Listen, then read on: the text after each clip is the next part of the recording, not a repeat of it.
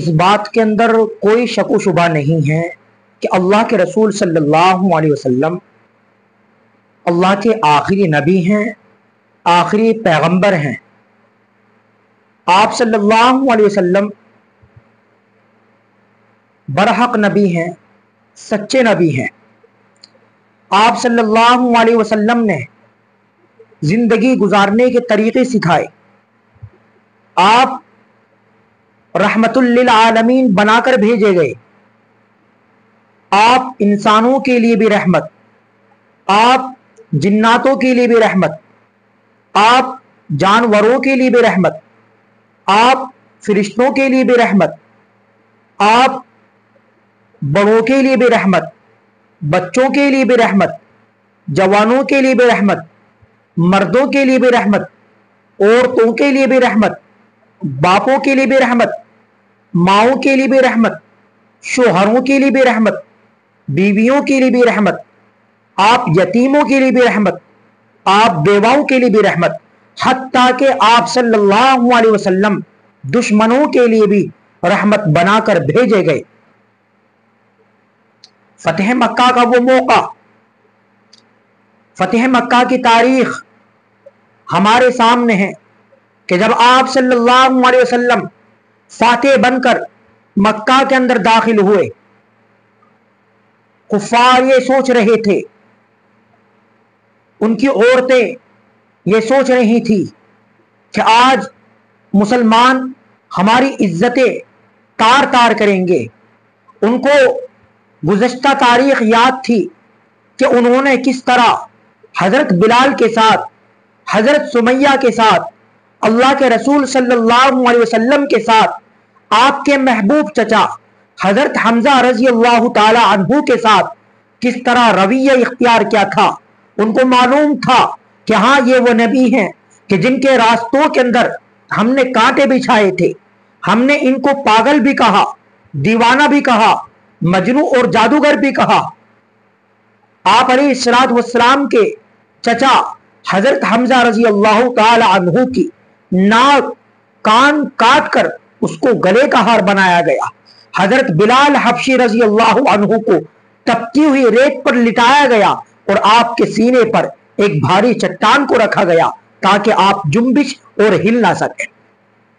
مگر قربان جائیں آمنہ کے لال حضرت محمد مصطفیٰ صلی اللہ علیہ وسلم کی ذات اقدس پر، آپ نے فرمایا کہ آج معاف کرنے کا دن ہے، رحم و کرم کا دن ہے، آج بدلہ لینے کا دن نہیں ہے۔ آپ نے سب کو معاف کر دیا۔ یہ ہے آپ علیہ الصلوۃ والسلام کے اخلاق۔ دنیا کی کوئی تاریخ، دنیا کی کوئی قوم ایسی مثال پیش نہیں کر سکتی، دنیا ایسی تاریخ پیش کر ہی نہیں سکتی کہ جس نے دشمنوں کو ایسا معافی کا تحفہ دیا ہو، عام معافی کا اعلان کر دیا۔ جو ابو سفیان کے گھر کے اندر داخل ہو جائے اس کو بھی معافی۔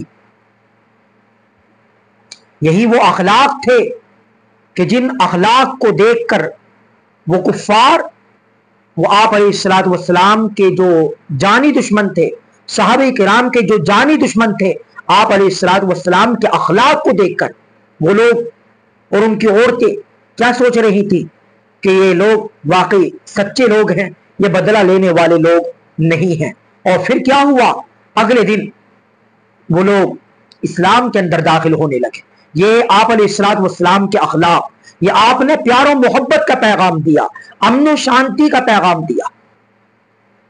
آپ علیہ الصلوۃ والسلام رحمت للعالمین بنا کر بھیجے گئے۔ آپ علیہ الصلوۃ والسلام کی تشریف آوری سے پہلے ماؤں کی کوئی عزت نہیں تھی، ماؤں کا کوئی احترام نہیں تھا، ماؤں کا کوئی مقام نہیں تھا، کوئی مرتبہ نہیں تھا۔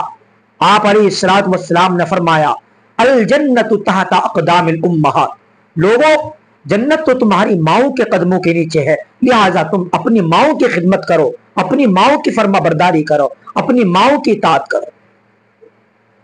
آپ علیہ الصلوۃ والسلام رحمت للعالمین بنا کر بھیجے گئے۔ آپ کے رحمت للعالمین سے ماؤں نے بھی حصہ پایا، عورتوں نے بھی حصہ پایا، مردوں نے بھی حصہ پایا، حتیٰ کہ آپ کی تشریف آوری سے پہلے بیویوں پر، عورتوں پر ظلم و ستم کا پہاڑ ٹوٹا جاتا تھا۔ تاریخ اٹھائیں، تاریخ اٹھا کر آپ تاریخ کا مطالعہ کریں۔ تاریخ ہم کو یہ بتاتی ہے کہ آپ علیہ الصلوۃ والسلام کی تشریف آوری سے پہلے عورتوں پر ظلم و ستم کا پہاڑ توڑا جاتا تھا۔ بیوہ عورت سے کوئی شادی نہیں کرتا تھا، مگر آپ علیہ الصلوۃ والسلام نے بیوہ عورت کے ساتھ نکاح کرنے کی فضیلت کو بیان فرمایا۔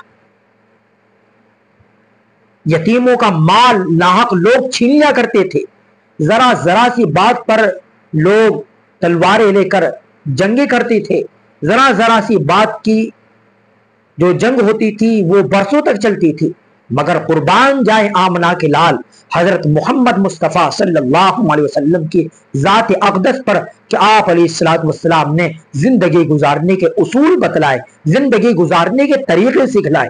آپ علیہ الصلوۃ والسلام سچے نبی ہیں، آپ سچے ہونے میں، آپ کے سچے ہونے میں کوئی شک و شبہ نہیں۔ آپ علیہ الصلوۃ والسلام کی رحمت للعالمین سے یتیموں نے بھی حصہ پایا۔